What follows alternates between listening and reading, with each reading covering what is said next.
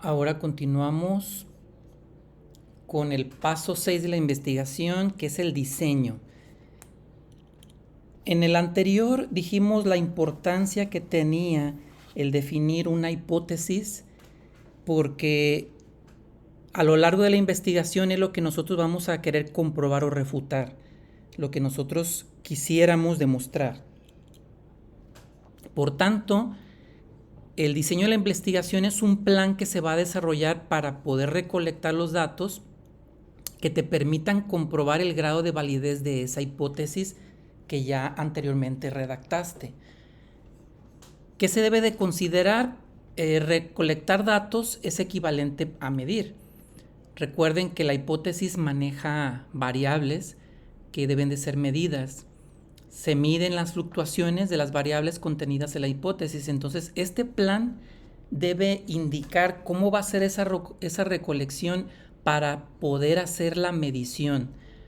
Para medir se van a manipular las variables para provocar su fluctuación. Vamos a provocar un efecto. Vamos a ver cómo se comportan y vamos a observarlas. Los datos se recolectan generalmente en una muestra de una población. Si se acuerdan, en un elemento de la hipótesis son las unidades de análisis. Entonces, sobre esas unidades de análisis vamos a observarlas y vamos a seleccionar una población. Debemos de especificar qué tipo de diseño vamos a realizar. Entonces, dependiendo de que si la manipulación se va a hacer en una variable o no, es el criterio de clasificación. En la experimental se van a manipular mediante estímulos, lo que son variables independientes, para analizar el efecto sobre una variable dependiente. Es decir, se provoca algún fenómeno para observar e interpretar el resultado. Entonces, el experimento es una situación de control en la cual generalmente se van a hacer dos grupos o más, uno experimental y otro que no reciba el efecto de inducción. A ambos grupos se le aplica la medición sobre las variables dependientes para después realizar una comparación. Ese es el tipo de diseño experimental. En el no experimental no se manipulan las variables, solo se observan en su ambiente natural para después describirlas. Es decir, se interpreta lo que es una situación ya existente no provocada. Entonces, podemos evaluar como ex post facto porque los hechos y las variables ya ocurrieron. Puede ser transversal o longitudinal. ¿Cuál es la transversal? Se recolectan datos en un solo momento. En la longitudinal se recolectan datos en dos o más momentos. En la transversal se describen variables y se analiza su relación en ese instante. Y la longitudinal se realizan inferencias acerca de la evolución, causas y efectos de los fenómenos. Entonces, ahí tenemos los dos tipos de diseño en las cuales tú vas a explicar si vas a manipular o no las variables. Una vez que definas este punto, tienes que hacer tu diseño de experimento. Tienes que poner cuál es el propósito, o sea, qué es lo que esperas encontrar y cómo vas a efectuar ese diseño. Entonces yo les comentaba que en la investigación tenemos que ser muy sistemáticos y tenemos que ir escribiendo paso a paso lo que vamos a realizar para que en un momento dado otras personas la puedan ejecutar también. El experimento dice: en una situación de control en la cual participan dos grupos de comparación, uno experimental que recibe el estímulo y otro de control que no lo recibe. A ambos se les va a aplicar la medición sobre la variable dependiente.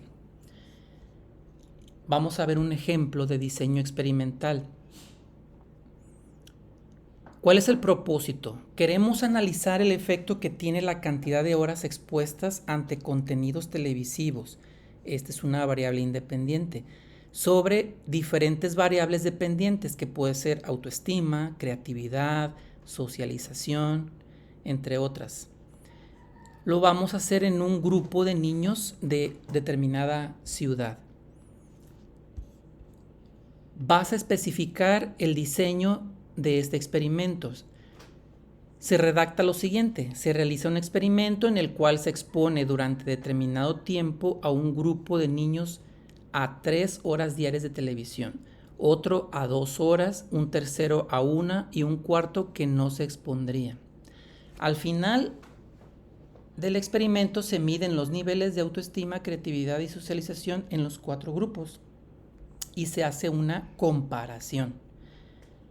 Entonces aquí tenemos el esquema del experimento, cómo inducimos a una variable, cómo manipulamos esa variable y cuál es el efecto que esperamos. Este efecto lo tenemos que medir.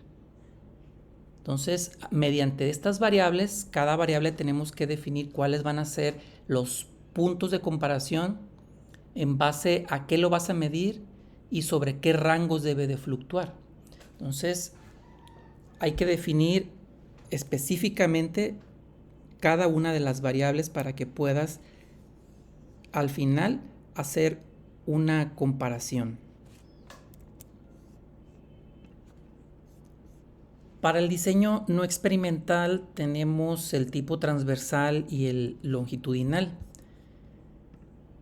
En el transversal se recolectan datos en un solo momento, se describen variables y se analiza su relación en ese momento. Se identifican 3 variables en función del alcance de la investigación. Para el exploratorio se recolectan datos sobre algo nuevo sin ideas prefijadas. Su propósito va a ser comenzar a conocer una variable, una comunidad, un evento, una situación. Se trata de una exploración inicial. Este constituye el preámbulo de otros diseños. En el descriptivo, su propósito es indagar las incidencias y valores que se manifiestan en una variable, pero también ubicar en una variable o en un concepto a un grupo de personas, evento, situación, fenómeno, etc. Se trata de proporcionar una descripción. Y en el correlacional causal, su propósito es describir las relaciones entre 2 o más categorías, conceptos o variables en un momento determinado, pero además precisar sentido de causalidad, o sea, qué lo causa, qué lo provoca. Se trata de describir relaciones, pero además precisar sentido de causalidad.